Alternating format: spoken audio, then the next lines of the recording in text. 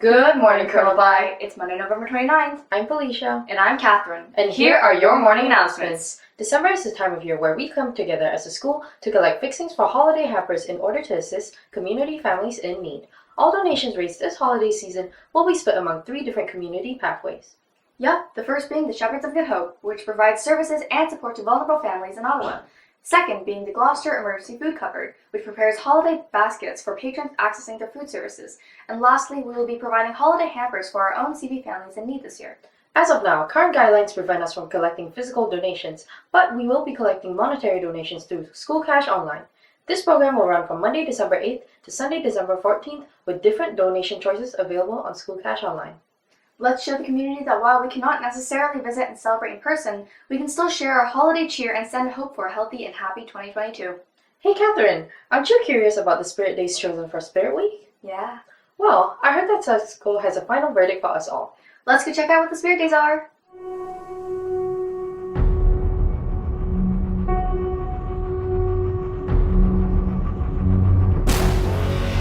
Is it real? The Battle of the Greats?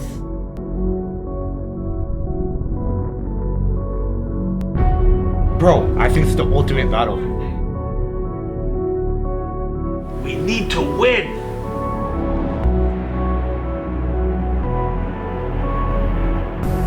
Spin me right round, baby, right round, like a record, baby, right round, round, round.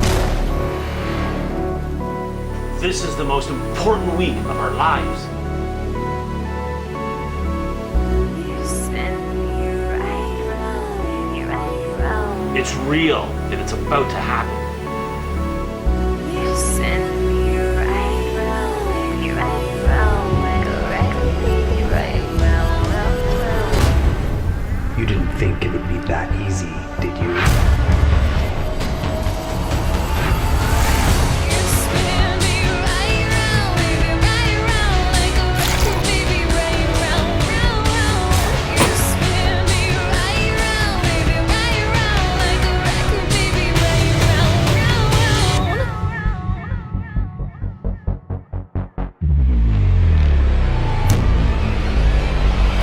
We cannot lose! Like a record, baby, right round, round, round.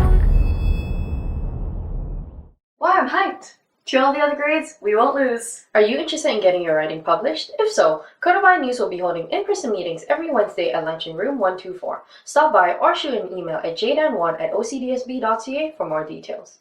A reminder to grade 12 students to check the college and university information form for all college and university virtual visits. This form can be found on the Colonel Bly website under guidance and is updated daily. Speaking of CB Studco, I wonder what they've done for the past few years. Yeah, aren't things starting up again soon in February? Studco will have more of a presence than ever. Let's go see what they're all about. CB Studco has an amazing history of running so many incredible CB school-wide events that is such a tradition at CB and the highlight of the year. As we start to put COVID behind us, we are hoping to be able to resume some of these traditions, including Grade 9 Leadership Camp, Halloween Dance, Spirit Weeks, Fun Fridays, Snowsuit Drives, Pancake Breakfast, Matchmaker Forums, Lava Lava Day, Winter Ball, Guinness World Records, Day of Pink, Pink Shirt Day, Grade 10 Leadership Camp, Semi-Formal Dance, and Oscars. If you are interested in becoming a part of this year's Studco, you still can. Grade rep elections will be taking place in late January, so be sure to stay tuned to Cougar Vision for details on how you can run, and feel free to see Mr. Baird if you have any questions about CB Studco or the upcoming elections. Wow, I can't wait to see everyone get involved again. Do you like trivia? Do you want to have fun with your friends while doing so? Well, CB's Quiz Bowl is a club that partakes in quiz and trivia matches, whether it be in school with friends or provincial tournaments. Not only that, but it allows for students to demonstrate their extensive knowledge on various subjects. The club meets on Fridays at 5 p.m. and students can join by entering the Google Classroom with the code listed down below. Hey Felicia, how much time do you spend playing Genshin Impact every day? A solid 13 hours, kind of rookie numbers. Why are you attacking me all of a sudden? Because we here at Monday Show have an informative PSA on video games, just for people like you.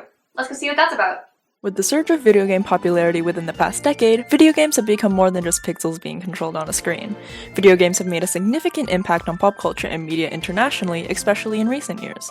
They have become increasingly more popular and accessible to young children and teenagers in particular, leading to exponential prevalence within daily life, whether it be actually playing games, or watching friends play, or videos and streams online. However, this has led to many restrictions being put in place by parents, guardians, adults in general, and even governments. As seen by the Chinese government's decision to limit students' access to video games, the restrictions are rooted in concern for teenagers. So, in light of this, how exactly do video games impact student life, and what are the positives and negatives of video games to teenagers? Despite being online, playing video games in groups has been shown to increase closeness and family networks between players when compared to youth who do not play video games. They can also act as a form of psychotherapy to some, alleviating mental health issues such as diminishing feelings of stress, depression, anxiety, and the like. For reasons such as these, video games have become a viable resource for youth struggling with mental illness or simply needing an outlet to relax.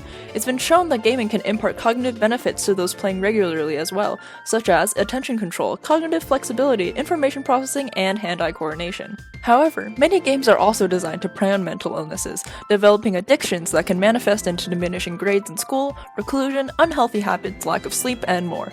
Also, it's not uncommon for those who play video games containing major themes of violence to exhibit violent tendencies themselves. As an additional point, the world of games is not the same as our reality. This is obvious. However, whether it be a negative or positive portrayal of reality, it may cause harm to someone's views of the world, how it works, society, its values, and such.